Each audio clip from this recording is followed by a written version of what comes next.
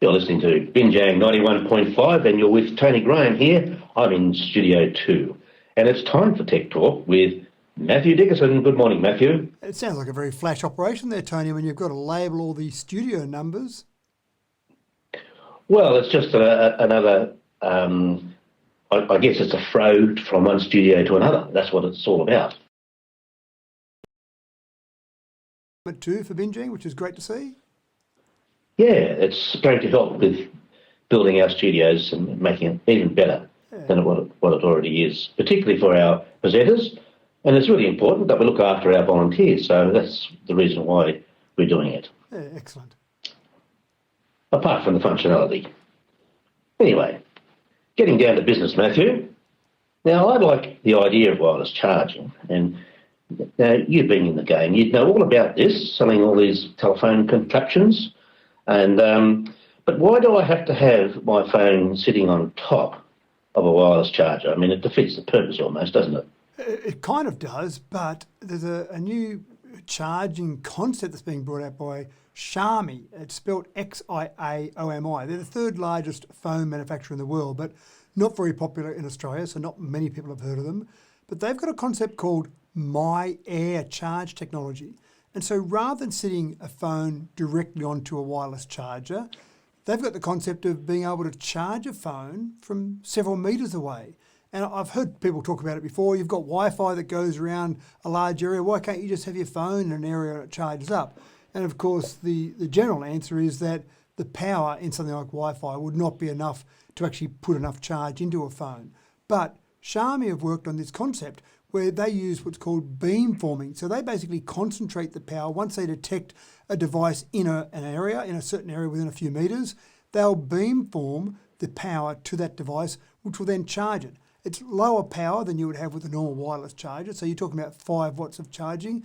But the great thing is you've only just got to be in that area. And the idea is they'll apply this to other devices as well. So for example, a watch or maybe even a notebook might be able to be charged in this way. So you can imagine you could have your desk of your office set up as a Wi-Fi charging area, and just having your computer, your phone, your watch, any of those devices in that area would be enough to charge them up.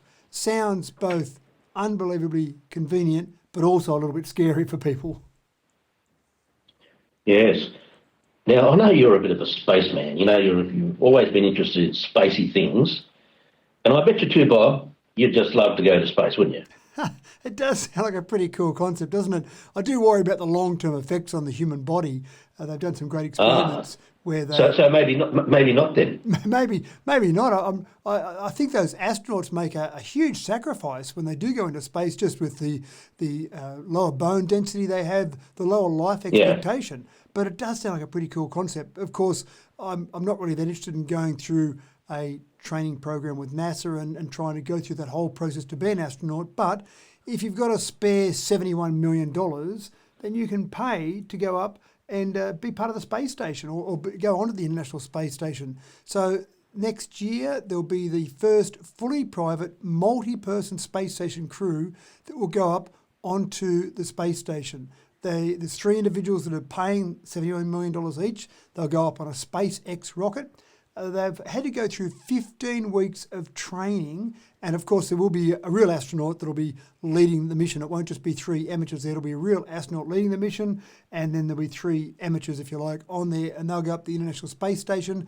They'll spend a few days up there, and then once they've done that, they'll get back on a SpaceX rocket and come back down to Earth. So it sounds pretty exciting, sounds pretty scary, but I can see a huge industry being built up in space travel. Well, no need for you to go on a space trip, Matthew. I think you'll find you're already down to Earth. Very good, Tony. So I think I said 5 days, 8 days I'll actually go up and spend in space on the space station. So it'll be a reasonable time frame for them to get up there and really have a good look around. Yes, okay. So would $6 million be enough to pay for you to move to America to engage in your greatest interest in life, your greatest hobby, which is to be a full-time gamer? Look, I think I could be a full-time gamer for $6 million, But to move to America, I think I need more than $6 million, Tony, to move to America. But that was Yes. enough. That was enough for Hugh Shou Shi.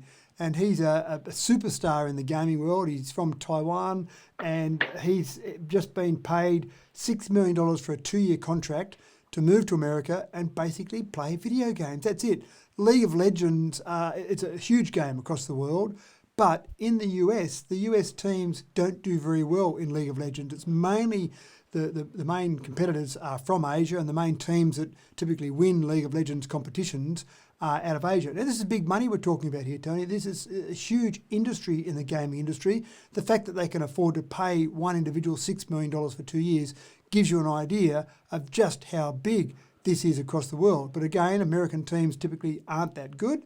And so what American teams are doing is they're buying up players, just like a soccer team or a baseball team, paying huge money for transferring players to their particular team.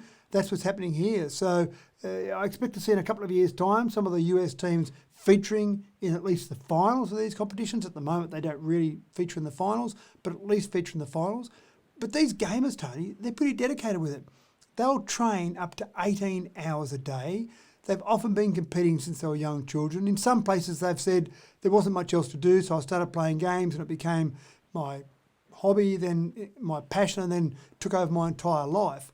But that's the sort of dedication you've got. And again, the same as so many other sports across the world, that's the dedication that they've got, the amount of time they put into it, and big business and huge amount of competition. So if you're keen on going to America, go and start doing a bit of gaming, and you might get offered some large contracts to move over there. Goodness me. $6 million to become a game zombie. I like it. It's got some attractions, hasn't it? Yeah, well, I don't know about the 18 hours. When you get people stuck behind these consoles, you can't move them. Yeah, well, Becomes that's their, right. And the audience becomes their entire life. It does, and the audiences, there's people watching them a lot more. To give you an example, back in 2015, 38.2 million people in North America watched at least one esports event. By 2020, that had gone to 57.2 million, so a huge increase in terms of the number of people watching. And to give you an idea of the World Championship event, that was held in October last year, the last one, 46 million people around the world watched that full World Championship event. So there's popularity around the world. Look, I have no doubt about that. And you'll be listening to Tech Talk with Matthew Dickerson on Binjang 91.5. Stick around this afternoon because we'll have another great session. And in the meantime, it's back to Angela and all the great information and the Irish jokes and everything else you can expect from her on Binjang 91.5. They'll just have to drag you away from your gaming, Tony. Unlikely.